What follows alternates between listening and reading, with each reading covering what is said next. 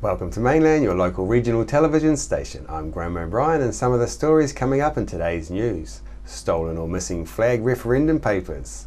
Children's charity fundraiser travels through our region. Rainy house landed in Mootry, and more.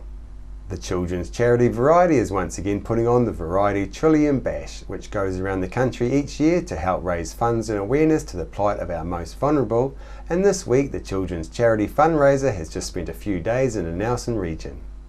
These folks, who have entered this nationwide event, drive an eclectic range of vehicles, usually pre-1970, many of which have been specifically customised to reflect their team's personality. I went to Wakefield School to catch up on the Variety Fundraiser Bash just before they were due to head out of town for their next destination, and caught up with Variety spokesman Mark Wright, Wakefield School Principal Peter Verstrapper, and Caleb, one of the school's enthusiastic students. Okay, Mark, you've got Trillium Variety Bash here. You look like you're a big hit with the kids. Can you tell us a bit about what you're doing, please? Certainly. The Variety Bash is our crazy, wacky, zany car rally that Variety, the children's charity, does every year and has done for 26 years now. And we're raising funds to help sick, disabled and disadvantaged children in New Zealand reach their full potential. Since the beginning of Variety in New Zealand, we've raised in excess of $15 million, and all that money goes to help Kiwi kids reach their full potential, basically. And we're in the Nelson area today, visiting a number of schools with this cavalcade of amazing and quite bizarre vehicles. And of course, when we turn up at a school like this, we tend to create mayhem, as you can see, because there's lots of giveaways that the various teams have, and with all the excitement of the fire engines having a water fight, and the principal's got off here lucky today because he hasn't been soaked yet, but that could still happen. Great, and you're just heading off down the coast after here, is that the idea? Yeah, well, we end up in Greymouth today, and we started in Levin in the Lower North Island on Friday night, and we finish in Timaru this coming Friday. So it's a week on the road. We've got about 25 of these vehicles and just under 200 bashes, and all those bashes are basically volunteers. They take a week off work unpaid to raise the funds that we then distribute in the grants next year. So as we go around the country, we're making presentations of grants, specialised equipment, funds and learning tools for various schools. That's fantastic. And you're pretty much stopping at sort of every school that you go past? We do. If we pass a school, we'll drop in, but generally we've organised so they know we're coming. And what we find is even if we're making a presentation to that school, the school have had a mufti day or they've had a sausage sizzle or something, and the kids themselves are giving back on the day, which is great to see, and it sort of warms our heart as well. Peter, well, that's all a bit different for the day, wasn't it? Yeah, that was a bit unexpected. When the Variety Trust contacted us to tell us they were coming to do the bash, we didn't quite know what to expect, so it was very much wait and see what happened, but as you saw, it was pretty outrageous. And the kids got involved there and talked about and found out what they were all about? We'd done a bit of learning prior to them arriving about what the Variety does and how they support children and families, and our kids, you know, they were really got in behind it. They ran a successful coin trail yesterday. We raised a good sum of money for them, and I think they got a really strong message this morning. Hey Caleb, what did you think of all the cars in that today? Oh, it was pretty good because there was fire engines, Thunderbird 2 car, there was ice cream cars, we got lollies, we got hats, there was all these lolly trucks, there was everything was real cool. Wow, that's fun. And did you get to talk to some of the guys as well? Yep, it was fun. The historic Rainy House, once a part of the Nelson School of Music, has been recently moved from its Collingwood Street site, and it appears it has now found a permanent place of rest in the Lower Mootry, just across the road from Whenuiti. The stately home was sold for a mere $8,500 in February and was moved earlier this month in 3 pieces to its current site, and is now being put back together in its new backcountry paddock, set back from the main Moutere Highway. Max Clark's ambulance service, Medimax, has been the happy recipient of charitable funds raised through the motorbike poker run that was in the area last weekend. Managing Director Maxwell Clark has come under scrutiny and has been questioned about accepting money from this gang-related fundraiser. Chrissy Small caught up with Max this week to talk about his reasons behind accepting any money raised through this event. What's your view on all of this? Well, thank you for inviting me today. We have accepted a donation from the Nelson Bays Motorbike Club since 2011. Previous to that, the Order of St John's Ambulance Service accepted a donation for the previous 10 years for the same annual bike run. We in the ambulance service provide a lot of services for motorbike events. We cover things like the drag racing, we cover motorbike racing, we cover motocrosses. These same people that race motorbikes also belong to the motorbike club, some of them people, and they also are on this poker run as well. The donation we receive is the $20, and the $20 donation is just basically from the money given on the day. We accept no other money. So on the day the people give $20 donations, the club take off their expenses, and whatever they leave over is donated to our ambulance service. Right. The ambulance service, we buy medical gear with it, which is to the benefit of the community. We cover a wide range of stuff in the local community, and we're more than happy to accept this donation. Now, Max, the people that you deal with when you take the donations, what kind of people are you dealing with? We're just dealing, the people who approached us in the first instance were local people. They're in the community, they work, they pay their rates and normal citizens. And in fact, I believe a lot of the people that ride in the motorbike club, you would know them from anyone else in the community. They're the same sort of grouping of people. What we do is we offer help to people in the ambulance service. We don't ask them whether they belong to the Rotary Club or the local motorbike club. We just offer help. We treat everyone with respect and dignity, and we don't ask where they come from or what they do. The question I would ask is if the same grouping of people had a requirement to go to the doctors, would the doctor decline to be paid for his services, or would they just simply say, well, look, I'm sorry, you belong to a motorbike group? We believe there's a little bit of a double standard, because if you looked at things like pub charity funding comes from sources that people can't identify. What we do is we accept money from a group on the day for just one event, and it's a donation which is it's above board, it's up front, and it's legal. We always say if there's a problem in society, like any other situation, the police are there and they should deal with it, and they do. So we don't see this any different to the motorbike events that are run for, like the Nelson Mulberry Rescue Helicopter, the Pike River Miners. You have the Richmond Mall and Ulysses do a toy run every year. You would find that a range of these people from the same biking group would be riding in these events as well and supporting the community. And what we aim to do is we see good in people, we don't see bad. I've been brought up like that, and we try to think that these people are trying to do good for the community, and that's why we accept the donation. So it's like taking the positive out of what could be seen as a negative. That's correct, very much so. Okay, so Max, basically the Red Devils were the ones that started this particular charity, I believe. That's correct. They've had some bad publicity. They're linked to not legal drugs, as you know your profession would be involved in, but the other side of that coin. How do you feel about that this is a cloud that's hanging over that particular group? I'm opposed to all sorts of drug taking like that. I think it's quite wrong. I think it's a matter for the police to deal with quite strongly. In any community there is problems, and I'm aware of them, having worked full-time in the ambulance service.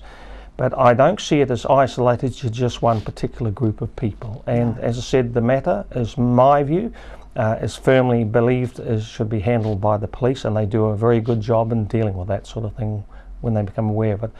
I've seen, I was very impressed at the conclusion of this event. I saw there was no issue that would create any concern to me professionally. They went into the local hotel for their meals. The publican was quite surprised that people were asking for coffees and soft drinks and things. They couldn't believe how little alcohol was sold to these people or anything else. So they're just normal people going for a ride on the day, and as I said, we do a lot of work with these people, and throughout the community, both in Nelson, Mulban and Canterbury, and we think it's no different to accepting people for what they're good and showing to the community, and we do have benefits from it. So do you think that the perception of gangs in this country cuts us off from the fact that they are just normal people out there? Well, as I said, most people would be unable to identify the local people who are involved with this group. They wouldn't have a clue. I can tell you some business people who are outside of this group that you wouldn't know ride with them. They don't have any issues with it. They ride for the enjoyment of the bikes. I understand, like everything else, I'm not naive. Things that happen in any society, I think it's no different to anywhere else in the society. I've seen it in other areas as well. I've seen, unfortunately, farmers get involved sometimes, and all sorts of people, and quite honestly, they deserve to be prosecuted by the police, and that's what happens. Yeah. West Coast Tasman is the largest electorate in the country, and as of late last year has 2 MPs to represent the people of this region. Chrissy Small asked MP-elect for Tasman, Damien O'Connor, if adding National MP Maureen Pugh to government has been a good thing for the Tasman region. Now, Damien, I see your national colleague down there in the West Coast, Maureen Pugh, has become a latest addition to Parliament. Is that going to be good news for the West Coast? Well, it's hard to know. In the end, government's policies drive its decision-making around things like roading funding for hospital. Having another MP from the West Coast hopefully will help, as long as government policy supports, or she supports, what we as a community need. And we're seeing a bit of tension there. As I say, they're pulled out of starting the redevelopment of the Grey Base Hospital. Not a good move, and in the first week of the National MP for the West Coast being in place. So I'm not holding much hope that we get a lot better deal for the West Coast, but surely we get better representation, at least in numbers, if not in effect. Okay, so what are the biggest issues that you're seeing for the Tasman region right now? What we've had is a very strong season leading into apples. We've got RSE workers here. Hopefully we've connected the right number of people. We've left the door open for as many Kiwis as possible to get work in horticulture. That's really important. We're looking after the RSE workers that are coming into an industry that's looking pretty good at the moment, but always challenges in the international marketplace. Tourists, we've just got to make sure that our infrastructure matches their expectations, that we've got the money there for the toilets. Freedom camping's a bit of an issue in some areas. We've got to keep moving positively, but underpinning all of that is, of course, the cost for things for social services, for education and health, and schools are all having to find a bit more funding, hospital funding, community care. All those organisations are being squeezed, so we have to improve their support if we want to have a better and more secure society. So lots of opportunities going forward, but just not sure that we've got everything in place. The country is counting down to the flag decision with 2 weeks left in the referendum to go. Some people have been bragging on Facebook about stealing voting envelopes from their neighbourhood letterboxes and filling them out in favour of the change. If you feel this may have happened to you, then contact the Electoral Commission right away so you can have your say. We went out and asked people in Nelson what they thought of the flag referendum. I ended up voting no and keeping the original flag. I don't have any attachment to either flag because I'm a new arrival to New Zealand. I've been in New Zealand for about 5 years, but I think that the choice was not really a choice. The choices for the new flag were quite childish. and not very varied. So I think we were kind of pigeoned into choosing a clip art flag. I think I like the name of that. The fern is not that sophisticated. It could be much more beautiful. I like the idea, but it's just not finished. So I think we can do this again. We can do it better. And so I think easier now to say, no, this is the wrong change. Yeah, so that was kind of what I thought when I finally voted. And I was happy to be able to vote, being a resident of New Zealand. So thank you, New Zealand, for allowing me to participate. Oh, I'm just satisfied with whatever happens. It's not so much the flag or the design, it's giving people the choice, and I think they got it about front. Because it's come up before, like with David Longy with the Labor government. They said, well, do you want to change? And we said no, so that was stopped, didn't spend the money. I think this way here, there's a legacy being left behind by a certain person who wants to leave a legacy behind of changing their flag, so I think it's all about face. Change is good, I'm not against change, but the process is all about face as far as I'm concerned. I wish I had more choices, or different choices, I'll put it that way. Yep. Yeah, I don't care for the new flag, and yet I don't think that our present flag really reflects who we are as New Zealanders. So I wish I had a different choice to make. But given that those are the two choices, I'll keep the present one. In March, the Electoral Commission referred 4 incidents to police for further investigation involving individuals who posted on social media that they have voted or intended to vote more than once using other electors' voting papers in the second flag referendum. It is an offence for a person to complete any voting paper knowing that he or she is not the person intended to receive the voting paper, and to return such voting papers under Section 59 of the New Zealand Flag Referendums Act 2015. Any person convicted of an offence under Section 59 is guilty of a corrupt practice which carries a maximum term of imprisonment of 2 years and or a fine up to $40,000. Voting papers should have arrived to all enrolled voters by now. If a voter is concerned that their paper has been stolen or completed by someone else, they should request a replacement paper from the links provided. The original paper will be cancelled and only the replacement counted. Voting closes 7 p.m. Thursday the 24th of March. The official results will be announced on Wednesday the 30th of March at 5 p.m.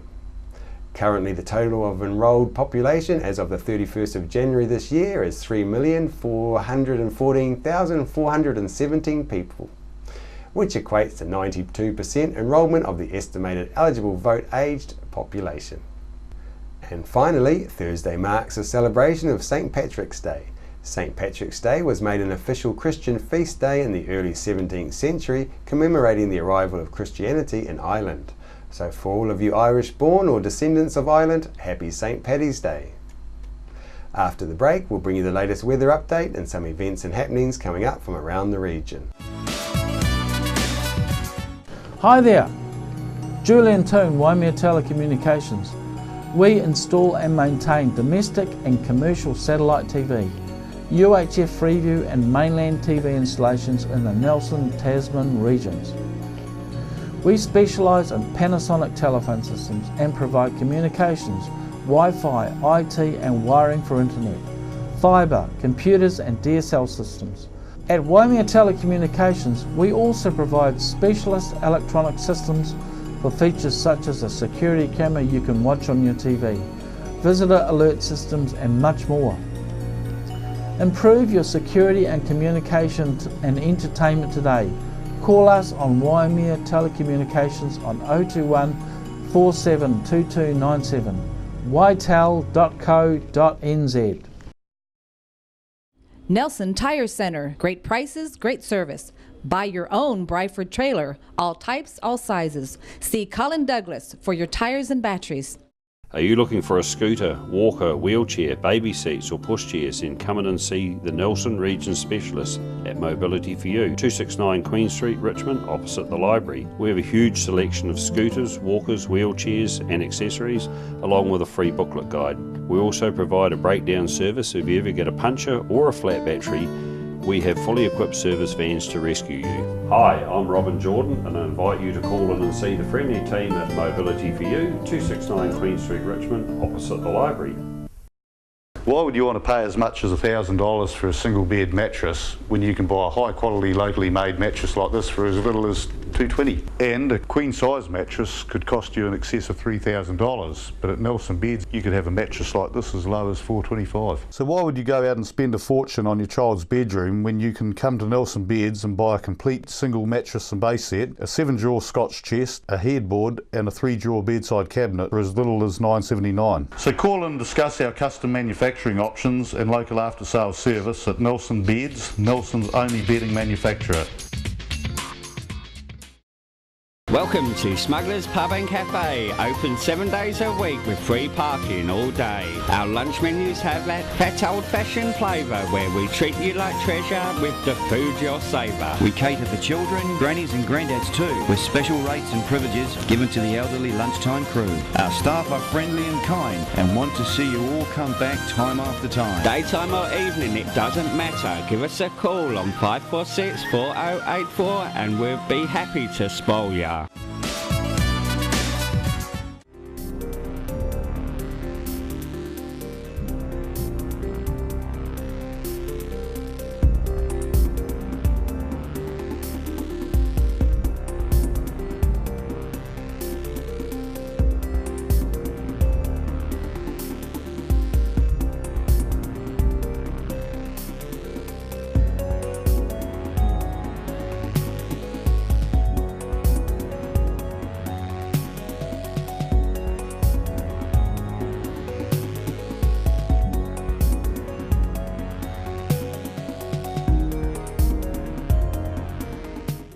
Victory 60 Plus is on Tuesdays at 1:30 through to 3:30 p.m. at 238 Upper Vanguard Street. You can join in for cards, games and a cuppa.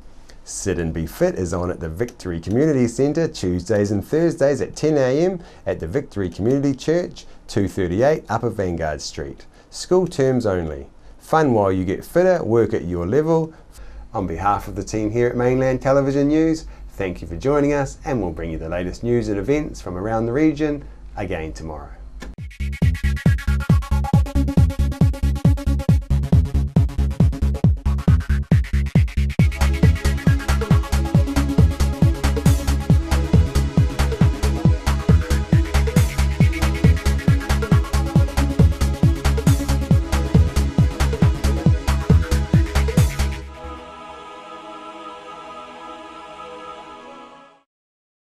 Supporting local content so you can see more of New Zealand on air.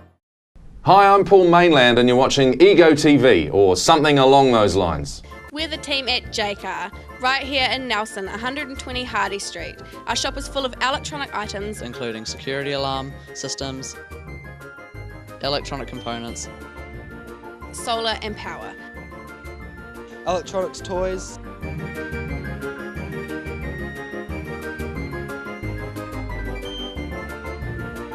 sound systems, cables and much, much more. JCar. 120 Hardy Street, Nelson. Hi there, Julian Toon, Waimea Telecommunications. We install and maintain domestic and commercial satellite TV, UHF Freeview and Mainland TV installations in the Nelson, Tasman regions. We specialise in Panasonic telephone systems and provide communications, Wi-Fi, IT and wiring for internet, fibre, computers and DSL systems. At Waimea Telecommunications, we also provide specialist electronic systems for features such as a security camera you can watch on your TV, visitor alert systems and much more. Improve your security and communication and entertainment today. Call us on Waimea Telecommunications on 021 472297. ytel.co.nz. Christchurch's top 10 holiday park, situated on 5 hectares of beautiful park-like settings. Only 5 kilometres from Christchurch town centre. 10 minutes from Christchurch International Airport and minutes away from Northlands Mall and all its facilities, including a 24-hour supermarket. And just across the road is a great variety of restaurants to choose from. Christchurch Top 10 Holiday Park has been a family-owned business for over 40 years and a proud member of the Top 10 Holiday Park Group. New Zealand's premier holiday parks chain. Our Top 10 holiday park is world renowned as a family park and provides a wide range of facilities such as a heated swimming pool, bike hire, free barbecues, a jumping pillow, trampolines, a family games and TV room, and wireless internet. Accommodation options cater for a wide variety to suit all needs, from tent and camper van sites to family, luxury and corporate motels. And to make life easy for wary travellers, we even have a drive-through camper van check-in. At our Top 10 holiday park, we even provide housing solutions for earthquake-damaged houses and help with insurance approval. Come visit the Christchurch Top 10 Holiday Park, one of New Zealand's premier holiday parks, and experience all that Canterbury and Christchurch have to offer, right on our doorstep. Christchurch's amazing Top 10 Holiday Park. Top experience, always. Meadow Park, located on Cranford Street near the Main North Road, Christchurch. World War I was a defining period in our history, impacting greatly on the lives of people from the Nelson province. Memories of the First World War is an exhibition which will be displayed in a number of regional venues and is currently on at the Nelson Provincial Museum. Today's the day when all the wrongs get put right.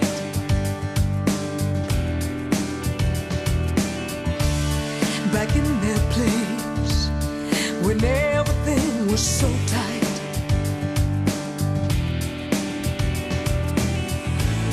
I'll shout it from the highest heights. I'll paint it in the sky, then the sun is gonna shine. So I say, have a nice day now.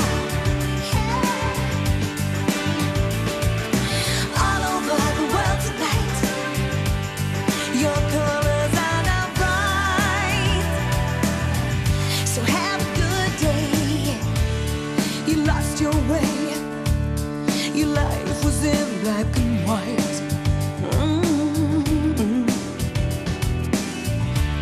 At the rainbow's end, you found the strength there to fight.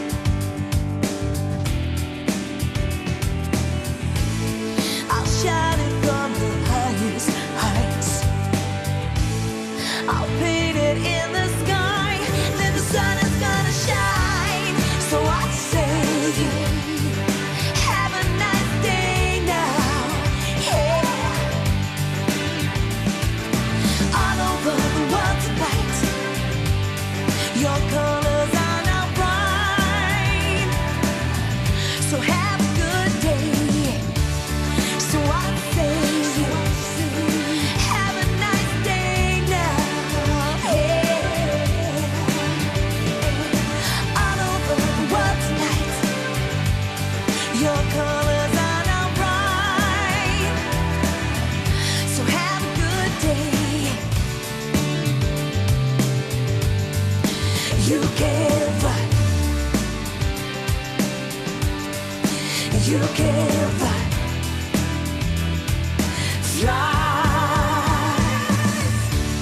So I say,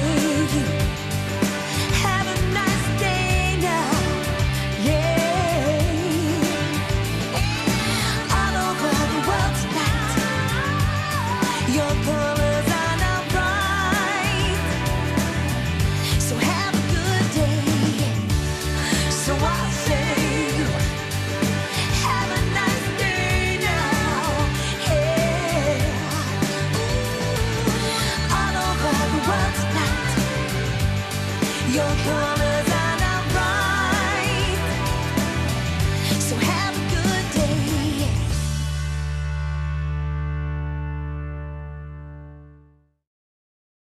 We're the team at JCar, right here in Nelson, 120 Hardy Street. Our shop is full of electronic items, including security alarm systems, electronic components, solar and power. Electronics, toys,